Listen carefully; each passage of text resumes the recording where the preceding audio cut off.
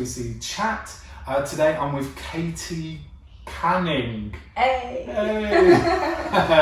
So that's cool. If you could introduce yourself. Okay, so I'm Katie.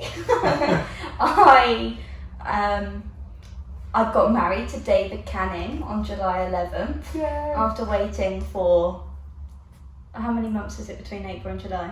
June, July. Let's count my fingers. 3 months, because obviously the wedding got postponed back in April. And now we're living in Croydon, just around the corner, sort of right near Whitgift School. And it's amazing. We're settling in super well. We're really enjoying married life. Do you want me to tell you what I do for work? Yes. Or is that going to be your next No, question? go for it. We'll make it up as we go along. Okay, great. So I work for a Christian charity in Sutton called Sutton Schools Work. It's quite an independent organisation.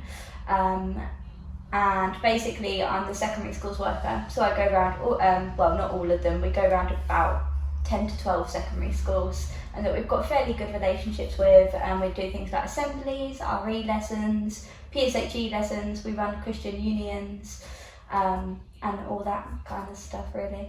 That's So cool. yeah. Schools have been closed for quite a long time, just Yes. starting to get back.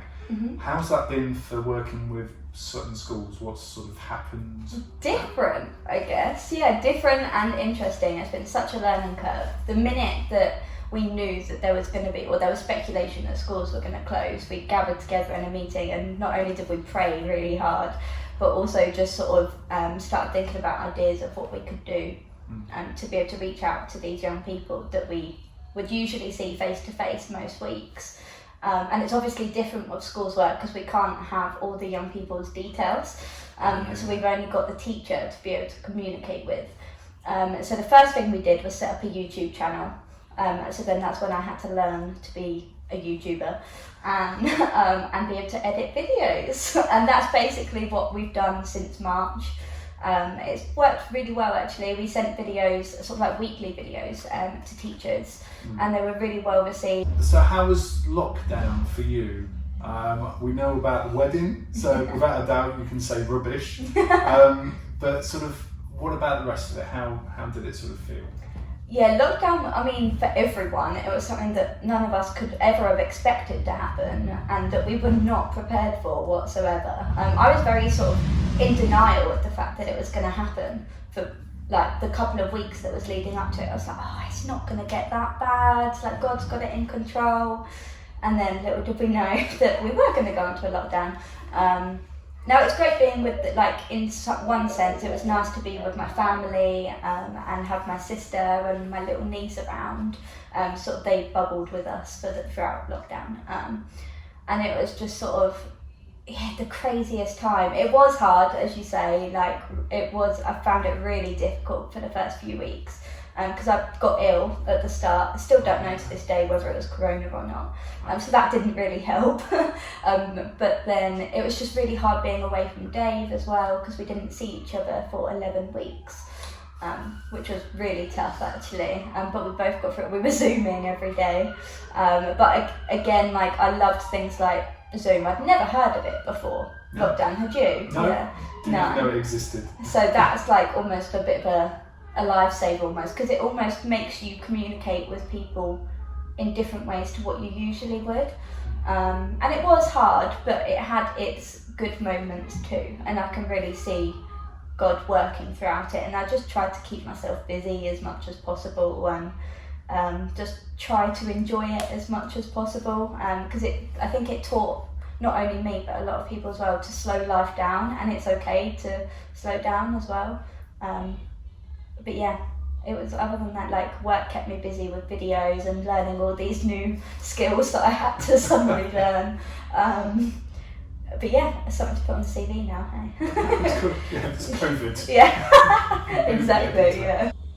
I suppose the wedding, so I had the joy of being able to see the wedding. You've sent Kim the video and we watched it, and Lovely. I'm not going to lie, I got a little bit blobby. Oh, did you? Honestly, I was watching it and I think it was like Johnny's shoulders started, because you could only see the back, I could see. I'm like, oh mate, don't. And then Dave's were going. I'm like, Dave was pulling his arms out.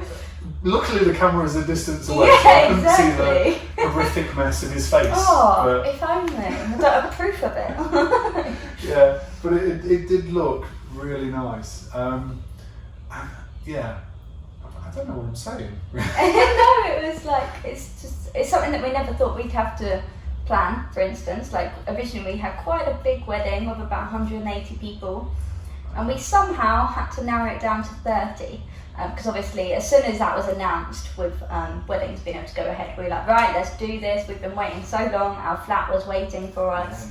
And then we managed to somehow get it down, although that was probably the hardest thing we've ever had to do.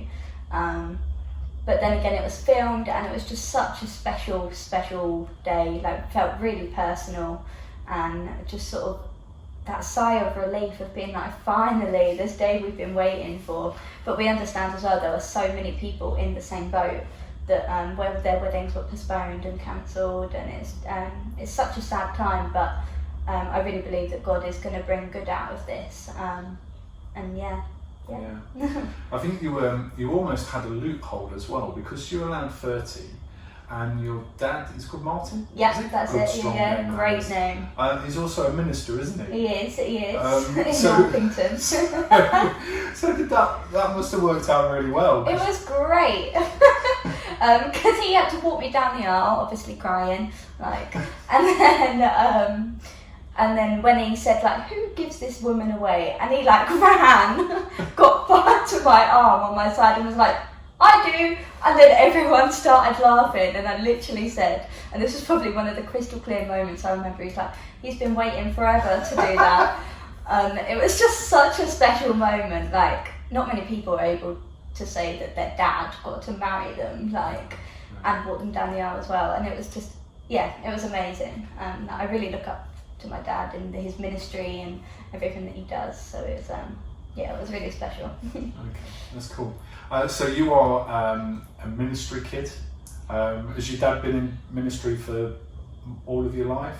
Yeah, plus a few more years after that. I can't remember how many years it's been, but he celebrated some form of anniversary of it the other day. But it's for a long time, basically, yeah. What are the good things and some of the bad things of being a minister's child? Hey, that's a good question. Just for future reference. Yeah. I don't know whether to start with the bad or the good. I guess the bad things was probably when I was a teenager, growing up in school, being known as the vicar's kid, was quite hard, because that brought its challenges quite often. I always remember he used to come in for assemblies, and now I'm that person that has to do assemblies. But anyway, he came in, and obviously, and it's the same now, no one likes assemblies. And I remember I was sat in the very front row, and I was in year 7, year 8, and he was like, Katie, why don't you come up and do a reading? Oh. And from that day, like, I just sort of, everyone found out that I was mine, Travis's daughter, and some people didn't like it, and they sort of picked on me for my faith and who I was, but then others were respectful of it as well. So that was probably one of the downsides, but the good always outweighs the bad in this sense. Like, the good things was that being brought up in a Christian family from the word go, from when I was born to now, just having someone that I could look up to, like I said earlier, and sort of he was the one that helped me find my calling into sort of youth work, and being able to, growing up with him there, like, by my side, sort of as a minister as well, and knowing that I wanted to do something within the churchy ministry kind of youth worky side of things, was ideal. And he was just always sort of there for me, and I wouldn't be where I am now if it wasn't for him and his support, I don't think.